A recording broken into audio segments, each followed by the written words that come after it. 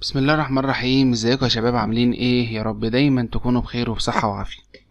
النهاردة ان شاء الله هناخد المحاضرة الثالثة من كورس اعداد المحلل المالي المحترف اللي هو CFA. اتكلمنا المرة اللي فاتت، قلنا المحلل المالي ده بيعمل ايه ووظيفته ايه والمهام اللي هو بيقوم بيها ايه في الشركة. قلنا المحلل المالي ده هو بيقيم اداء المنشأة، بيقولك المنشأة دي منشأة قوية ولا منشأة ضعيفة طبعا، وبيقيسها بالنسبة للشركات التانية المنافسة ليه. اتكلمنا المرة اللي فاتت عن حاجة اسمها النسب المالية، وقلنا النسب المالية ديت هي الأداة بتاعة المحلل المالي. يعني المحلل المالي لما بيجي يقيس أداء شركة بيقيسها عن طريق حاجة اسمها النسب المالية. واتكلمنا المرة اللي فاتت عن أول حاجة في النسب المالية ديت وهي نسبة السيولة. هما كام نسبة أصلا؟ هما أربع نسب مالية لازم يكون المحاسب المالي أو المحلل المالي يكون عارفهم، وكل نسبة من الأربعة دول بيطلع منها قوانين أو بيطلع منها نسب أخرى. النهاردة بقى هنكمل أول نسبة في النسب المالية اللي هي نسبة السيولة، هنكملها النهاردة وهنخلصها النهاردة إن شاء الله في المحاضرة الثالثة. بسم الله الرحمن الرحيم، يلا نبدأ مع بعض. أول حاجة نسبة التدفقات النقدية التشغيلية. نسبة التدفقات النقدية التشغيلية، خلي بالك كده من الاسم، بص كده، نسبة تدفقات نقدية يعني دي فلوس نقدية بس تشغيلية. يعني ايه كلمة تشغيلية؟ طبعا زي ما انت عارف ان في الشركة الانشطة بتاعتها بتنقسم لثلاث حاجات. في انشطة اسمها انشطة تشغيلية، وفي انشطة اسمها انشطة استثمارية، وفي أنشطة اسمها أنشطة تمويلية. يعني أي شركة كبيرة في الدنيا أو أي مصنع هتلاقي جواه 3 أنشطة دول.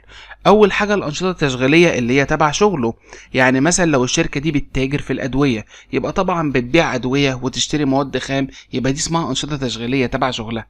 يبقى دي كده أول حاجة الأنشطة التشغيلية. تاني حاجة الأنشطة الاستثمارية. يعني ايه كلمة أنشطة استثمارية؟ أي شركة في الدنيا بتحب تستثمر، صح؟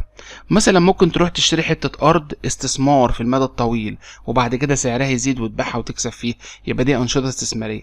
هل ده تبع شغلها؟ لأ، لأن دي شركة أدوية راحت اشترت أصل من الأصول علشان تكسب فيه أو تستثمر فيه، يبقى دي أنشطة استثمارية. تالت حاجة الأنشطة التمويلية. هي ايه الأنشطة التمويلية؟ الأنشطة التمويلية ديت اللي هو بيكون في حاجة اسمها مدير تمويل في الشركة. مدير التمويل ده هو المسؤول عن توفير الأموال للشركة عن طريق يا إما إصدار أسهم، يا إما إصدار سندات، يا إما الاقتراض أو الحصول على قروض. يبقى ده قسم التمويل في الشركة، ده قسم التمويل هو المسؤول عن توفير الأموال للمنشأة. يبقى أي شركة كبيرة في الدنيا بيكون جواها 3 أنشطة بيقوموا بيها، في أنشطة تشغيلية وأنشطة استثمارية وأنشطة تمويلية. احنا بقى في النسبة دي بنتكلم على التشغيلية بس، يعني اللي تبع شغلك. يعني ايه اللي تبع شغلك؟ يعني انت دلوقتي لو شركة ادوية بتبيع ادوية وبتشتري مواد خام، يبقى احنا بنتكلم على العمليات اللي بتتم في حدود شغلنا بس. هنا نسبة التدفقات النقدية التشغيلية، بص كده القانون بتاعها بيساوي ايه؟ التدفق النقدي من الأنشطة التشغيلية على الالتزامات المتداولة.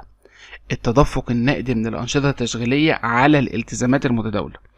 بص كده، التدفق النقدي من الأنشطة التشغيلية يعني الفلوس اللي دخلت لك من الأنشطة التشغيلية. بمعنى أنا بعت أدوية مثلا ب100,000 بس كنت شاري مواد خام ب20,000، يبقى صافي التدفق ده كام؟ 80,000. تمام، 80,000 دول هل يقدروا يسدوا الالتزامات المتداولة اللي عليا؟ يعني أنا مثلا لو كسبان 80,000 صافي تدفق نقد تشغيلي، قسمته مثلا على الالتزامات المتداولة اللي هم مثلا 1000. 80,000 لما اقسمهم على 1000 يطلع 80. عارف يعني ايه 80؟ يعني التدفقات النقدية التشغيلية تقدر تسدلك الالتزامات المتداولة 80 مرة. يعني لو قسمت 80,000 على 1000 يطلع لك 80، يعني التدفق النقدي من الأنشطة التشغيلية يقدر يسدلك الالتزامات المتداولة 80 مرة. يبقى ملاحظ هنا بقى حاجة، أنا هنا بتكلم إزاي أسد الالتزامات المتداولة بتاعتي، بس منين؟ من صافي التدفق النقدي التشغيلي بس، ولا جبنا سيرة الاستثماري ولا جبنا سيرة التمويل. تعالى بقى كده نقراها مع بعض. تشير نسبة التدفقات النقدية التشغيلية إلى الوفاء بما عليها من التزامات متداولة من خلال السيولة النقدية التي تنتج عن الأنشطة التشغيلية فقط. طب النسبة بقى، طبعا بالعقل كده كل ما النسبة تكون مرتفعة كل ما يكون ان الشركة قوية ويكون في صالح الشركة، وكل ما يكون النسبة منخفضة يكون ده مش في صالح الشركة. النسبة المرتفعة دليل جيد على قوة الشركة، وانخفاضها دليل على عدم على عدم قدرة الشركة على سداد التزاماتها. يبقى دي كده نسبة التدفقات النقدية التشغيلية. طيب هي ايه بقى النسبة اللي بعدها؟ النسبة اللي بعدها هي نسبة التغطية النقدية. نسبة التغطية النقدية يعني ايه نسبة التغطية النقدية؟ ركز بقى معايا بقى، لان دي نسبة فترة. يعني ايه فترة؟ عارف انت مثلا انت عندك فلوس، صح؟ الفلوس دي تقدر تغطي مصروفاتك قد ايه؟ بمعنى يعني انا مثلا لو كسبان او عندي مثلا فلوس نقدية في الخزنة 100,000، وعندي مصروفات تشغيلية عبارة عن 1000، بصرف في اليوم 1000. يعني أنا معايا في الخزنة 100,000 وأنا بصرف مصروفات تشغيلية في اليوم 1000. يبقى أنا دلوقتي الفلوس اللي معايا دي تغطيني كم مرة، كم فترة؟ لو قسمت 100,000 على 1000 يديك 100 يوم. يعني أنا أقدر أصرف من الفلوس اللي معايا دي لحد 100 يوم. طب بعد 100 يوم ما يلاقيش معايا ولا مليم. ركز بقى معايا قوي. يقول لك نسبة التغطية النقدية، الفلوس اللي معاك دي تغطيك قد ايه، تقعد معاك فترة قد ايه. القانون بتاعها الأصول المتداولة كلها بشيل منها المخزون وبشيل منها المصروفات المقدمة. ارجع للمحاضرة رقم 1. ليه بقى؟ لأن قلنا المخزون والمصروفات المقدمة دي من الأصول البطيئة. يعني ايه البطيئة؟ المخزون ممكن يقعد معاك 2 3 4 او ممكن يقعد معاك 7 شهور 8 شهور 6 شهور على حسب بيعه. والمصروفات المقدمة برضه ما بتحصلش الباقي على طول، لان دي بتفضل فلوس مركونة معاك واخدها عربون من حد. انا اقول لك الاصول المتداولة كلها بشيل منها المخزون وبشيل منها المصروفات المقدمة، لان الاتنين دول بطاء. بقسمهم على المصروفات التشغيلية اليومية. هنا ناقصة بس كلمة يومية. لو انت قلت الاصول المتداولة شلت منها مخزون وشلت منها المصروفات المقدمة، يدي لك الاصول المتداولة الباقية معاك قد ايه. لو قسمتها على المصروفات التشغيلية اللي انت بتصرفها كل يوم، يطلع معاك الفترة اللي هتغطيها لك كام يوم.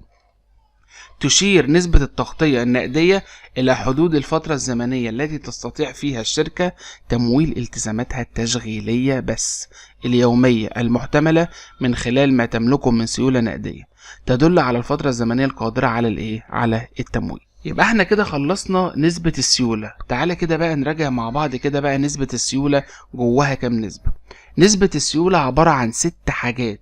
عشان تكون محلل مالي شاطر لازم تعرف ال6 حاجات دول. وطبعا الموضوع مش قانون وخلاص، لازم تشوف القانون ده بيفيدك في ايه. يعني انا عوضت في قانون طلع رقم، الرقم ده معناه ايه؟